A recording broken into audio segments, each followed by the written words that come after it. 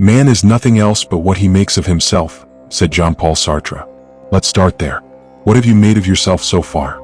Uncomfortable question, isn't it? But here's the twist.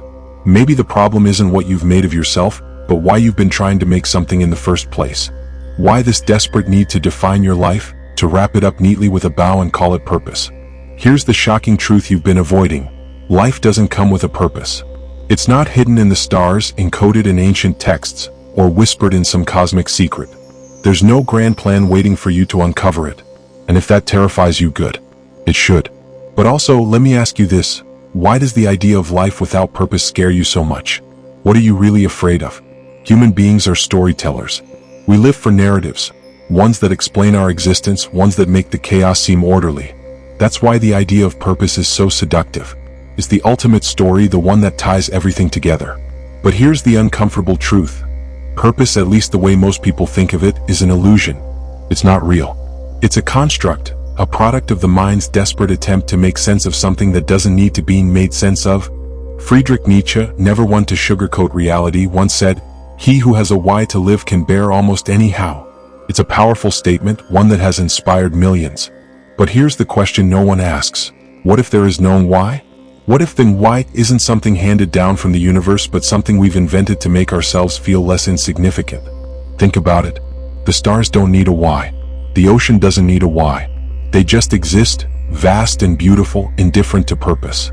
And yet, here we are, obsessed with finding one. Why? Because purpose gives us comfort. It makes us feel like we're part of a plan, like our lives are meaningful in the grand scheme of things. But let's be honest, whose plan? Whose scheme? If you're religious, you might say it's God's. If you're a nihilist, you might say there isn't one. But for most of us, the truth lies somewhere in between. We don't know. And that not knowing? It terrifies us. So we cling to the illusion of purpose because it's easier than facing the alternative, that life is raw, unpredictable, and yes, often meaningless. But meaningless isn't the same as empty. Let's break that down. Imagine a blank canvas. Most people see emptiness and feel panic. What am I supposed to paint? They ask, desperate for instruction, for guidance. But the canvas doesn't need a plan. It doesn't judge you. It doesn't care if you paint a masterpiece or cover it in chaotic scribbles. It just is. The same is true of life. It doesn't need a purpose to be beautiful. It doesn't need a grand design to be worth living. The canvas of your life is waiting, not for answers but for action. This obsession with purpose often leads us to overlook the beauty of the present moment. How many times have you found yourself so consumed by the question, why am I here, that you forgot to actually live? You see, the illusion of purpose is a trap. It pulls your focus away from what's real, this breath, this heartbeat, this fleeting moment of existence, and projects it onto something distant and abstract. It makes you think that life is something to be figured out, rather than something to be experienced. And here's where things get interesting. The more you chase purpose, the more elusive it becomes. It's like trying to catch smoke with your bare hands.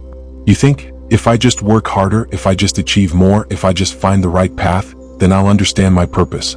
But purpose isn't something you find by looking outward. It's something you feel by looking inward. It's not a destination. It's a way of being. Let's look at this from a psychological perspective. Why does the mind crave purpose?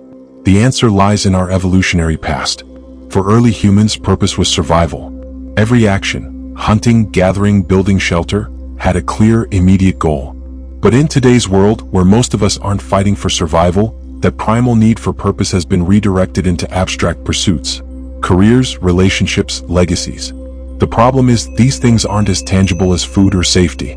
They're slippery, subjective, and often unattainable. So we end up feeling lost, chasing shadows of purpose that never quite satisfy. Now let's add a philosophical layer. Soren Kierkegaard, the father of existentialism, argued that despair arises when we fail to align our lives with our true selves. He believed that most people live in what he called aesthetic despair, a state where we're so focused on external goals and pleasures that we lose sight of what really matters. Sound familiar? This is the trap of purpose. It makes you think that your worth is tied to what you achieve, what you contribute, what you leave behind. But what if your worth isn't tied to anything external? What if you're enough simply by existing? Here's a thought experiment. Imagine a world where no one cares about your accomplishments. There's no one to applaud your successes or criticize your failures. In that world, would your life still have meaning? If your answer is no, then you're living in the illusion of purpose. But if your answer is yes, congratulations. you've taken the first step toward freedom. Because true meaning doesn't come from what you do. It comes from how you experience life, moment by moment. Now, don't misunderstand me. I'm not saying you should abandon your goals or stop striving for improvement. Goals are valuable. They give structure to our lives, challenge us to grow, and create opportunities for connection. But they're not the point. The point isn't to achieve. The point is to live, to feel, to be. So where does this leave us? If life has no inherent purpose, if the idea of a grand plan is just a comforting story we tell ourselves, then what's the alternative? The alternative is liberation. When you let go of the illusion of purpose, you're free to create your own meaning. You're no longer bound by societal expectations or existential anxiety. You can stop searching and start living. Here's a practical way to begin. Pay attention. Not to your goals, not to your plans, but to what's happening right now. Notice the way the sunlight filters through the trees. Feel the rhythm of your breath. Listen to the sound of your heartbeat. These moments might seem small, even insignificant, but they're not. They're life. And when you focus on them, you realize that purpose isn't something out there, waiting to be discovered. It's already here, woven into the fabric of existence. The illusion of purpose might be comforting, but it's also limiting. It keeps you looking outward when the real magic is happening inward. So stop searching for the meaning of life. Instead, create meaning in your life. Paint your canvas, sing your song, and remember, the purpose isn't to figure it all out. The purpose is to live. Why are we so desperate to find purpose? What is it about the human mind that refuses to settle for just being, that craves a deeper reason for existence? The answer lies in the intricate psychology of our species. Purpose is a construct we cling to not because it's inherent to life, but because it helps us make sense of the chaos. It's a shield, a compass, and, sometimes, a crutch. To understand why we seek purpose, we need to delve into the architecture of the human psyche and the existential dilemmas that come with it. At its core, the search for purpose is about control. Life, in all its beauty, is fundamentally unpredictable. Things happen, birth, death, joy, suffering, and much of it feels random. The human mind struggles with that randomness. We're pattern seekers, storytellers. When faced with uncertainty, we create narratives to impose order on the chaos. Purpose becomes one of those narratives. It tells us, this is why you're here.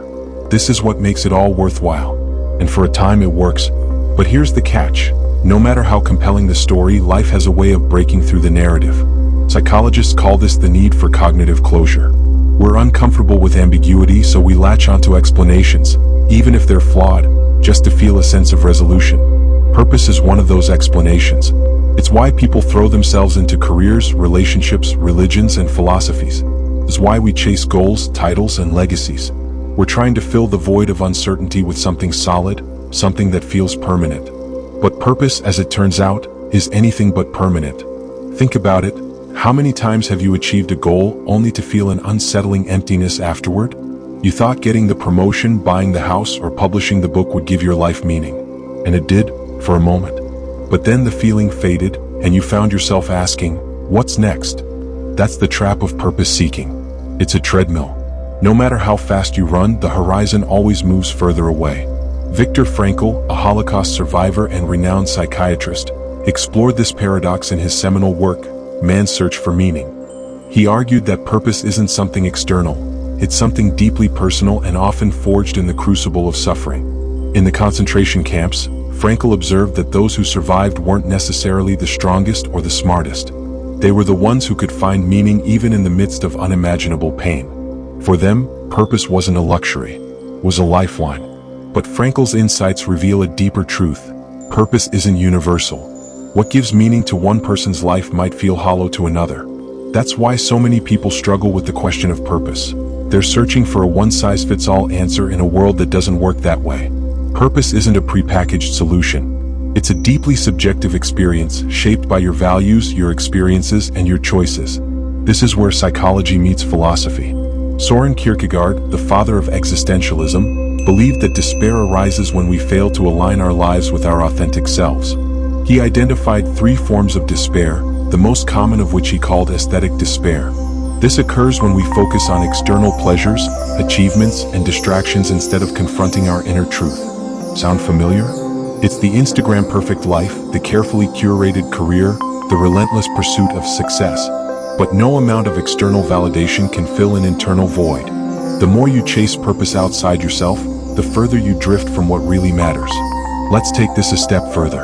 From a neurological perspective, the brain is wired to seek rewards. It releases dopamine, a feel-good chemical, when you achieve a goal, win praise, or check something off your to-do list. But dopamine is fleeting. It's designed to keep you chasing, to keep you striving. That's why even your greatest accomplishments don't bring lasting satisfaction. The brain isn't built for contentment, it's built for survival. Purpose, in this sense, becomes another reward to chase. But just like every other dopamine hit, it eventually wears off. And yet, the need for purpose is real. It's not just psychological, it's existential. Without a sense of meaning, life can feel unbearable. This is the paradox.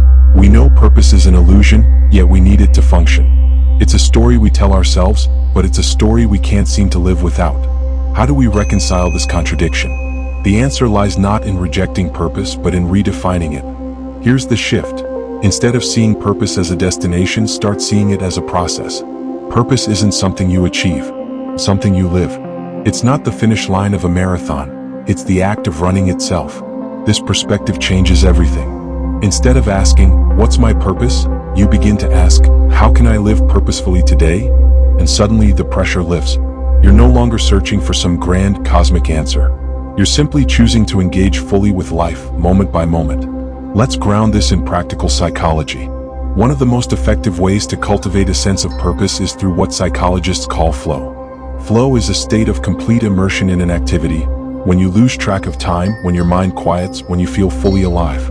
It's not about the outcome, it's about the experience. Whether you're painting, cooking, solving a problem, or playing with your kids, flow reminds you that meaning isn't something you find.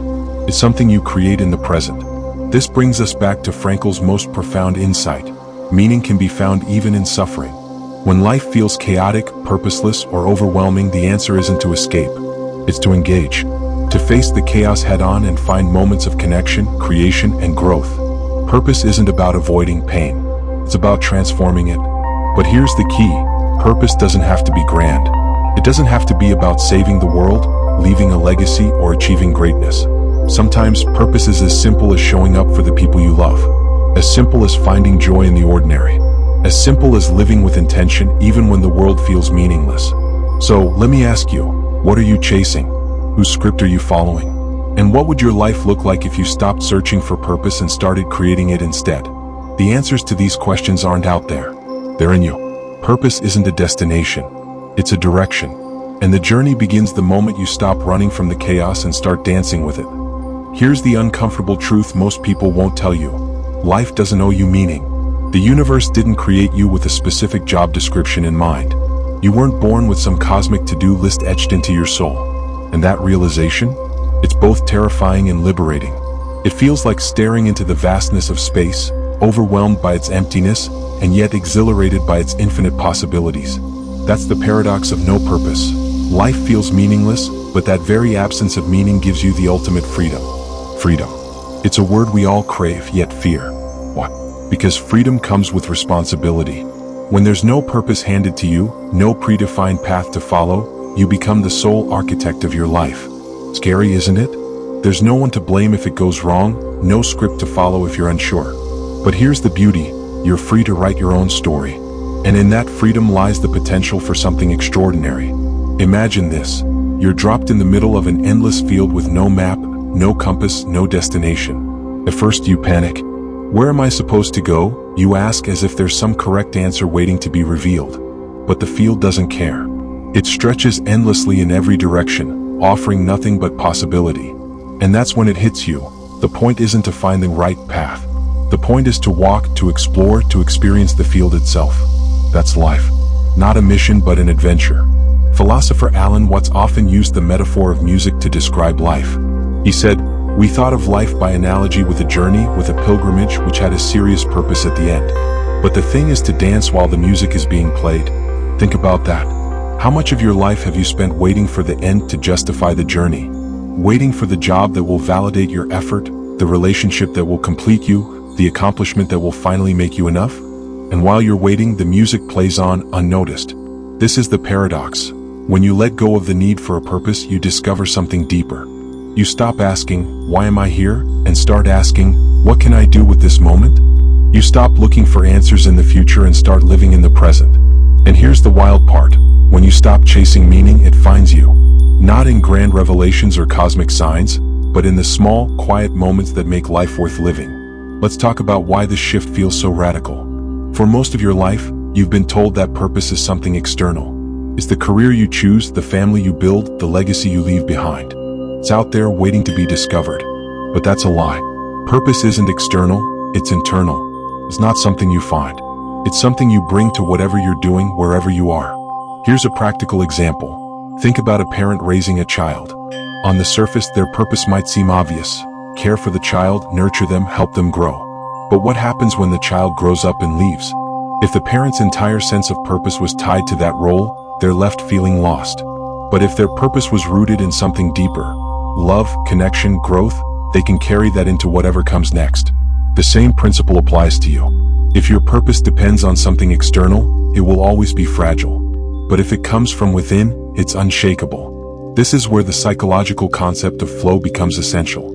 Flow is the state of being so immersed in an activity that you lose track of time, that your mind quiets, that you feel completely alive. It's not about achieving a goal or fulfilling a purpose. It's about being fully present in the act of living. Whether you're painting, writing, solving a problem, or simply walking in nature, flow reminds you that meaning isn't something out there. It's something you create in the moment. But here's the catch. Embracing the paradox of no purpose requires letting go of control. And that's hard. The human mind hates uncertainty. It wants answers, definitions, a clear roadmap. That's why the idea of no purpose feels so uncomfortable.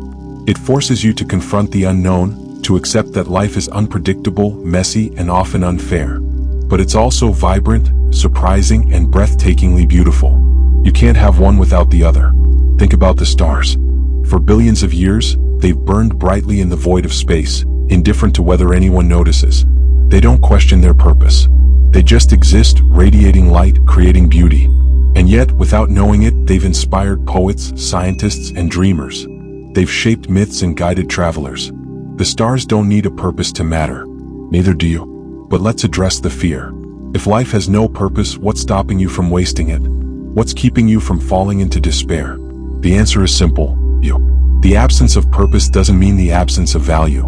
It means you get to decide what matters. It means you have the power to create meaning, to find joy, to live fully, not because someone told you to, but because you chose to. So, how do you live without purpose? Start by embracing the present. Stop waiting for life to begin and realize it's already happening. Focus on what's in front of you, the people, the experiences, the opportunities. Find gratitude in the small things. The warmth of the sun on your face, the taste of your favorite food, the sound of laughter. These moments might seem insignificant, but they're not. They're life. And when you pay attention to them, you realize that purpose isn't something you achieve. It's something you experience. Second, cultivate curiosity. If life is a field with no map, then your only job is to explore. Try new things. Take risks. Follow your passions, even if they don't lead to a destination. Curiosity keeps you engaged, open, and alive. It reminds you that the journey is the reward. And finally, create meaning. Not in a grand cosmic sense, but in the way you live every day. Show kindness to a stranger. Build something with your hands. Share a moment of connection with someone you love. These acts might not change the world, but they change your world. And that's enough. The paradox of no purpose is that it frees you to live with intention. When you let go of the need for a grand plan, you gain the freedom to write your own story. So let me ask you, what will you do with this freedom? Will you keep searching for meaning, or will you start creating it? The choice, as always, is yours. If you've made it this far, you're probably wondering, what now? If life has no inherent purpose and I'm not supposed to chase one, what am I supposed to do? The answer is deceptively simple and profoundly difficult. You live. Not for a goal, not for a legacy, not for some divine or cosmic plan, but for the raw, beautiful, chaotic experience of living itself. The purpose isn't out there. Take a moment right now. Look around. Notice the colors, the textures, the sounds. Feel the weight of your body in your chair, the rhythm of your breath. This is life. Not the plans you've made, not the goals you've set, but this moment here and now. It's fleeting, yes, but that's what makes it precious. If you can learn to fully inhabit these moments, you'll discover a richness, a depth, that no amount of purpose-seeking can replicate. But let's be honest, this isn't easy. The world we live in isn't designed for presence. It's designed for distraction, for consumption, for constant striving. You're bombarded with messages telling you that you're not enough, that you need to do more, achieve more, be more. Living the purpose that is life requires pushing back against this tide. It means redefining success, not as something you achieve, but as the quality of your relationship with the present moment. Alan Watts, one of the most insightful philosophers of the modern era, often compared life to a dance. He said, "The whole point of dancing is the dance. The point of the music is not the end of the composition. If that were so, the best conductors would be those who played fastest. And there would be composers who wrote nothing but finales. Life isn't about reaching the end. It's about the rhythm, the movement, the joy of the dance itself. So ask yourself, are you dancing or are you rushing to the finish line?" Living the purpose that is life also means embracing imperfection. Most of us are afraid to live fully because we're afraid of getting it wrong. We think there's a right way to live, a right path to follow, and we torture ourselves with the fear of failure. But here's the truth, there is no right way. Life isn't a test you can pass or fail. It's a journey, and the only way to fail is to stop walking. When you let go of the need for perfection, you free yourself to explore, to experiment, to play. You stop worrying about whether you're doing it right and start asking, what feels true to me? This brings us to another essential aspect of living life as its own purpose: connection. Not just to others, but to yourself, to the world around you, to the experience of being alive. Connection is what gives life its richness. It's what transforms a meal into a celebration, a conversation into a bond, a moment into a memory. When you're fully present, fully engaged, you open yourself to these connections. And in those connections you find meaning, not as something imposed from the outside, but as something that arises naturally from within. Let's talk about creating meaning. If the purpose of life is life itself, then your job isn't to find meaning, it's to create it. Not in some grand abstract sense, but in the small, everyday acts that make up your life. When you cook a meal for someone you love, you create meaning. When you listen deeply to a friend, you create meaning. When you plant a garden, write a story, or simply watch the sunset, you create meaning. These moments might not seem significant, but they're the threads that weave the fabric of your existence. And when you look back, it's these moments, not the goals you achieved or the titles you earned, that will define your life. But creating meaning isn't just about joy. It's also about how you respond to pain. Life is full of suffering, there's no escaping that. But suffering doesn't negate meaning. In fact, it often deepens it. Viktor Frankl, who survived unimaginable horrors in the concentration camps, discovered that even in the depths of suffering, we can choose how we respond. We can choose to find meaning not in the suffering itself, but in how we endure it, how we grow from it, how we use it to connect more deeply with others. Pain, as much as joy, is part of the dance. So what does this look like in practice? It starts with small, intentional choices. When you wake up in the morning, instead of rushing into your day, take a moment to notice how the light filters through your window. When you're with someone you care about, put away your phone and give them your full attention. When you're doing something mundane like washing dishes or walking to work, pay attention to the sensations, the sounds, the smells. These small acts of presence might not seem like much, but they add up. They're how you transform an ordinary life into an extraordinary one. Living the purpose that is life also means embracing uncertainty. The absence of a predefined purpose can feel like a void, but that void isn't empty, it's full of possibility. Instead of fearing the unknown, learn to see it as an invitation. An invitation to explore, to create, to grow. Remember, the field has no map, but that doesn't mean it has no value. The value is in the journey, in the paths you choose to walk, in the discoveries you make along the way. And finally, remember this: you don't have to justify your existence. You don't have to earn your place in the world. You are here, and that is enough. The purpose isn't to prove your worth, it's to live your life as fully and authentically as you can. To dance while the music plays, to paint on the canvas, to be fully present in the fleeting miracle that is your existence. So let me leave you with a question. If you stopped chasing purpose, what would you create? What would you experience? What would you become? The answers aren't out there. They're here in the way you choose to live this moment. The purpose isn't something you find, it's something you are.